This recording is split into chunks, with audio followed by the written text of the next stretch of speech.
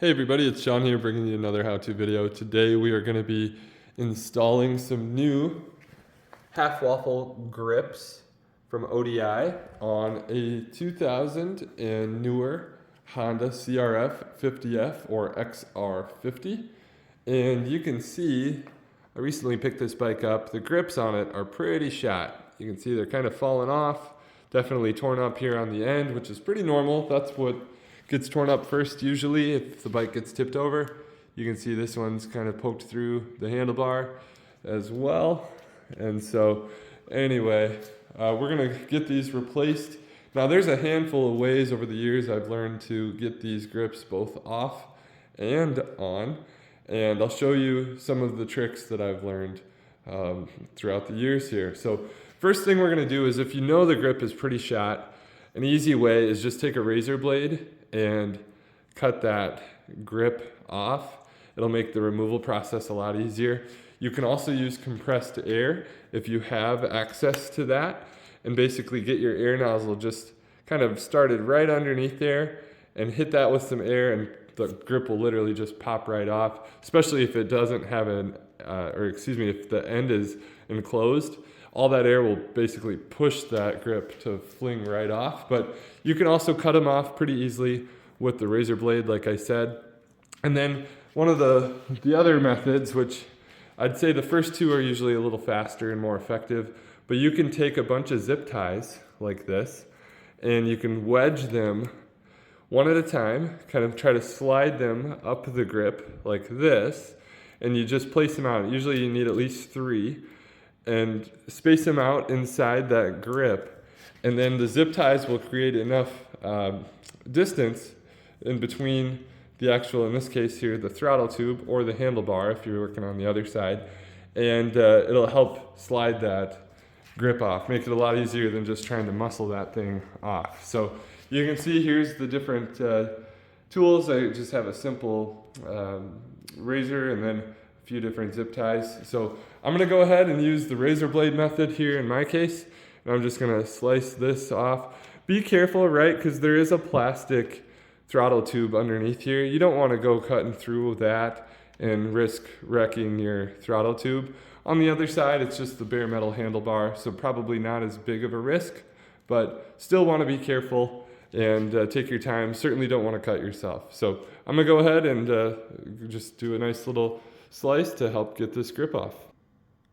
Okay, you can see I just did a nice cut there, took my time with it, so I didn't get very deep. You can see just a couple little marks there, but these are actually more of the little grooves to help keep that grip in place.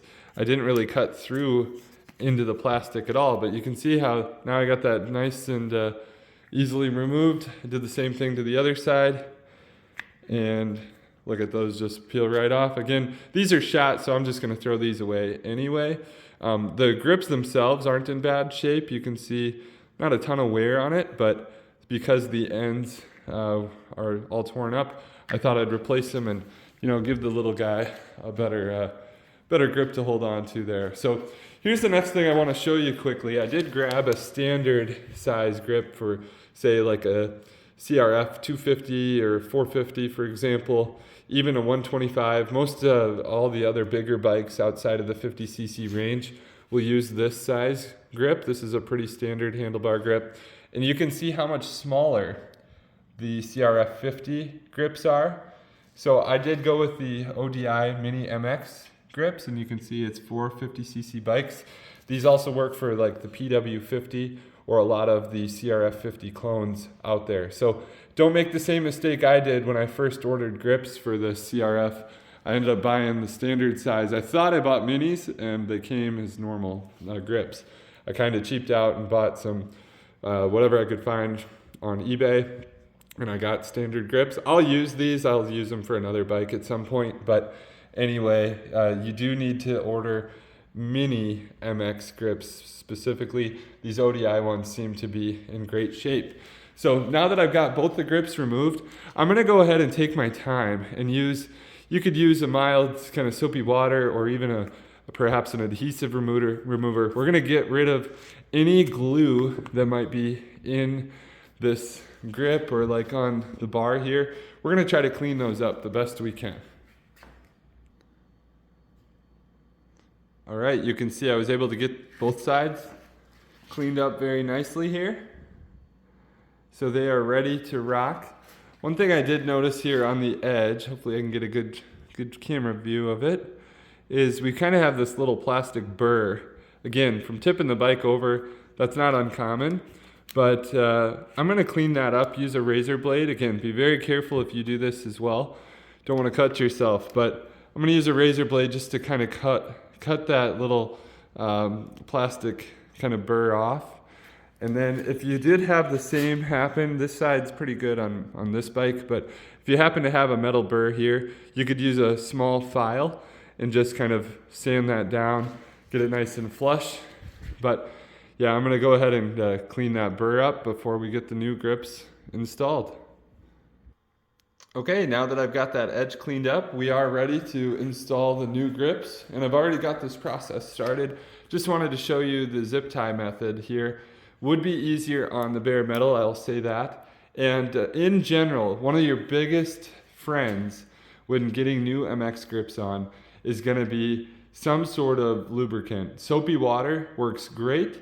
You just have to make sure that before you use the bike, you let all of that soapy water dry up, and then it'll get, you know, it'll remove all of the lubrication, and basically it'll stick to the bar like it's supposed to. And you don't want that grip to ever spin, right? That could cause potentially a handling issue and maybe even cause you to crash. So don't want to do that. You want to wait till it's all dried up. I've heard of people using hairspray as well, which also will act as a lubricant at first, but then it'll actually create a tacky kind of sticky surface in there to help hold the grip on tight.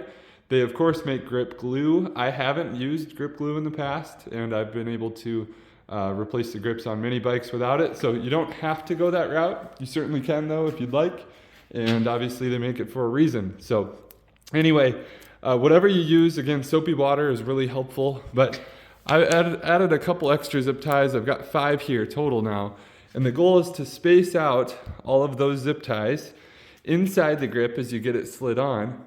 And it's hard to do here with one hand, but you'll just kind of keep working that grip on, rotating it back and forth. And the nice part is it's sliding on the metal handlebar with the zip ties. And once you get it all the way on, which is about this far, you can see I'm a little past halfway right now. You get it about this far all the way onto the handlebar, it's easy to just pull these zip ties out.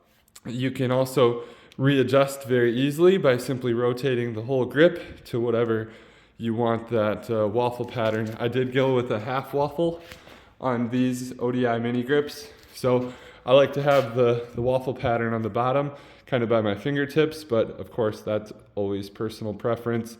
Others like to have a full waffle. That's perfectly fine. But anyway, I'm gonna keep working this thing back and forth using the zip tie method. And once I get it all the way on, I'll show you how easy it is just to start pulling those zip ties out.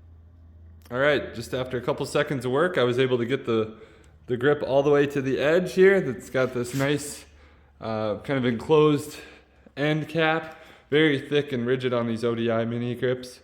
And you can see here, I've got it about where I want. I think that'll fit nicely for the little guy. So I'll just simply start pulling out these zip ties now. And once I get all of them removed, then that grip will be firmly in place. Again, I did rotate this how I wanted it. I've got the ODI emblem up top, the waffle on the bottom, and this one is ready to rock.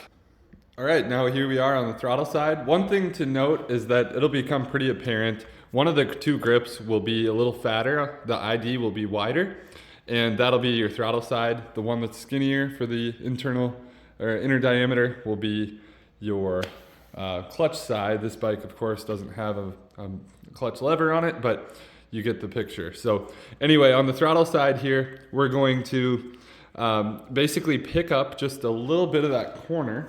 And I've got this one started, as you can see. I'm gonna take my air compressor this time and do that one this way. And I'm basically gonna insert the nozzle of that air compressor or air gun right there. And I'm gonna spray air, compressed air, and I'm gonna push on the grip like this as I'm spraying that compressed air, which will help balloon the grip open as I slide it on. And I want to get it all the way here to the edge, but not touching the throttle tube housing. All right, you can see I was able to use that compressed air, and again, just by lifting up the corner lip and working it onto that throttle tube, I was able to get it nice and centered. I did get it bottomed out or maxed out here on the end, and that's how I knew that I got the grip installed all the way. You can see there's about the amount of gap I had in that on that tube.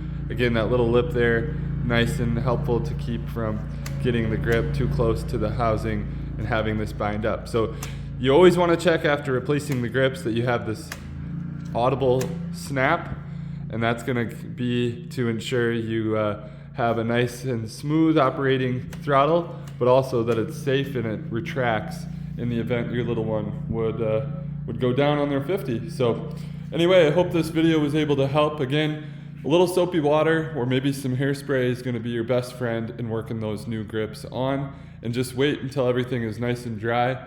Both of these are completely dry and they're not spinning at all on their handlebars. So that's a good thing. If you're really worried about it, you could use a little bit of grip glue and that could help you out in making sure they don't spin. But I hope this video was helpful. Again, this is the how-to video to install and replace the handlebar grips on a CRF50. Please like and subscribe, and I'll keep these how-to videos coming. Thanks everybody. Have a great day.